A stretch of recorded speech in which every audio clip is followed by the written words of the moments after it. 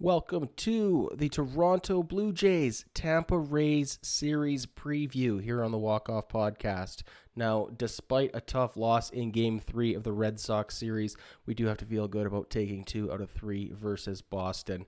Now we've got 5-game series hosting the Tampa Rays, which includes a doubleheader on Saturday.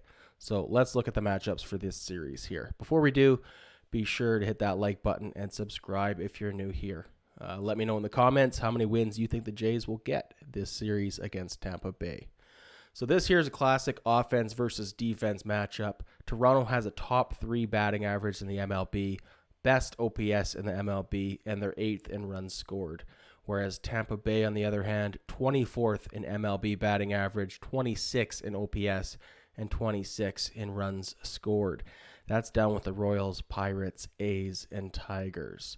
But pitching, on the other hand, Tampa Bay, 4th best ERA with a 3.23 ERA and 3rd best whip in the MLB at 1.11, whereas Toronto, bottom 1/3 of the league with an ERA just over 4 and a middle of the pack whip at 1.26. It only gets worse when you get to the bullpens. Tampa Bay has a top 5 bullpen in the MLB, whereas the Blue Jays, worse ERA than the Pirates. Injuries. Let's talk injuries for a second here. Toronto missing Danny Jansen, expected back early July, so maybe get him back just in time for the All-Star break. Nate Pearson out until early August at the best case scenario. Obviously missing Hyunjin Ryu with Tommy John, and recently Taylor Saucedo has been moved to the 60-day IL. But that's just a procedural move to make room on the 40-man for Sergio Romo. Tampa Bay, on the other hand, center fielder Kevin Kiermaier expected to return this weekend, July 1st, so keep an eye out for him. Missing their catcher, Mike Zunino, Brandon Lau. I know they have a Lowe and a Lau in Tampa there. Outfielder Manuel Margot, expected to be out until late 2022.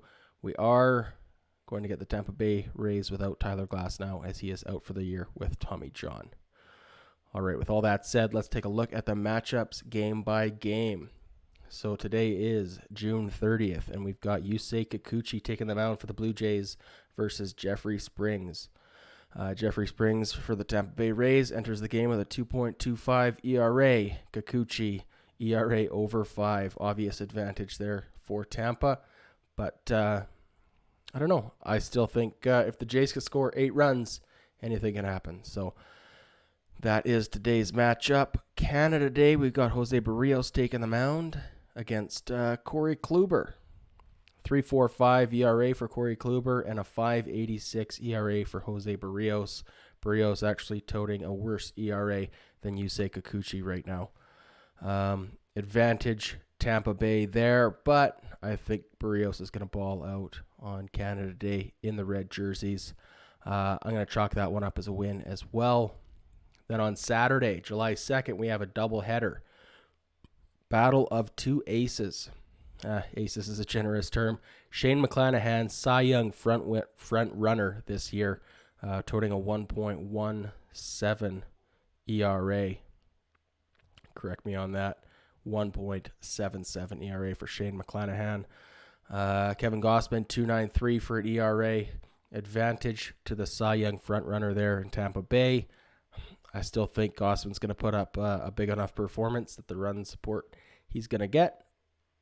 Advantage Rays when it comes to pitching. I still think the Blue Jays win this one. Second.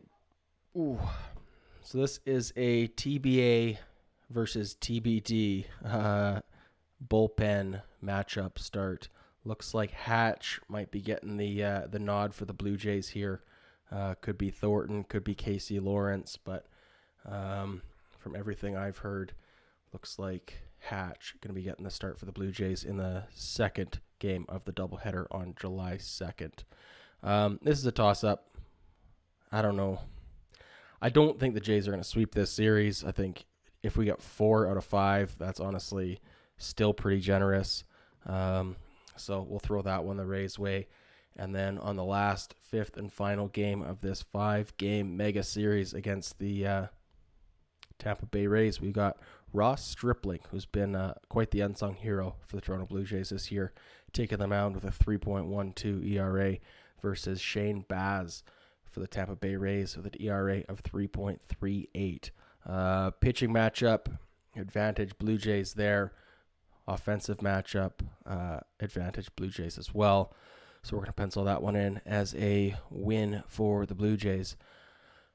I think we get a healthy dose of offense this weekend. I do think we take 4 out of 5. I don't know when the loss is coming. Probably on that doubleheader day. But honestly, I think if we take 3 out of 5, we got to be happy.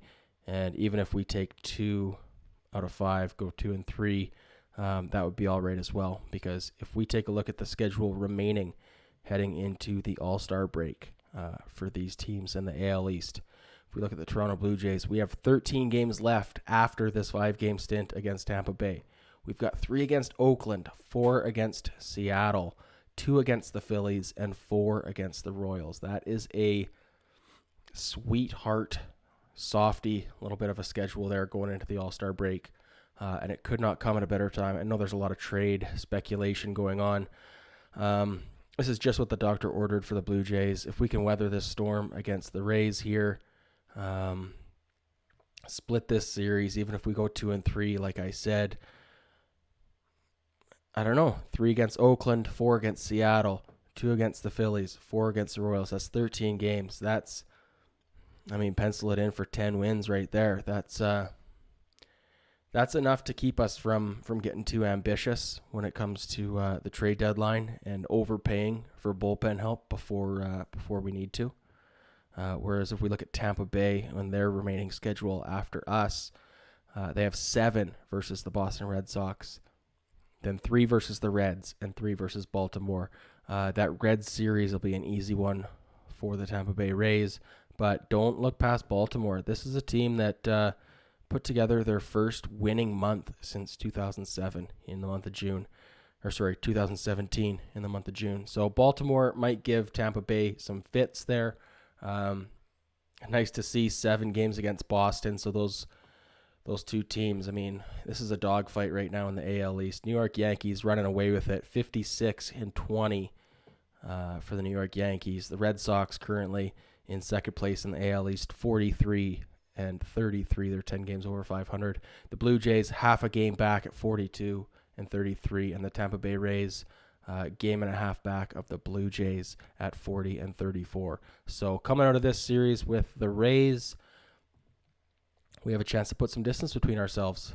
But like I said, we have a pretty soft schedule after the Rays, whereas the Rays and the Red Sox, they're going to have to do some damage to each other. That's either a split 4-3, or one team's going to maybe keep pace with us, and one team is going to fall out of contention. So we'll be interested to see how that series plays out. Boston, on the other hand, goes to Wrigley this weekend against the Cubs, and then check out their schedule. They have 7 against the Rays and 7 against the Yankees heading into the All-Star break. That is a tough slew of games for the Boston Red Sox heading into the All-Star break. So on the other side of this 5-game stretch against the Tampa Bay Rays, we've got 13 very winnable games, and the Red Sox have 13 very losable games. So who knows? As it stands right now, we are a half game back of the Boston Red Sox.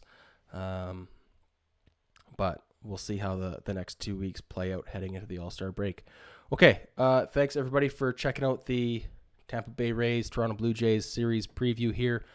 This is something we're going to go ahead with moving forward for the Patreon, but hope you enjoyed the free preview. If you're new here, give us a like, comment, subscribe, all that fun stuff, and we'll catch you guys Friday morning. Cheers.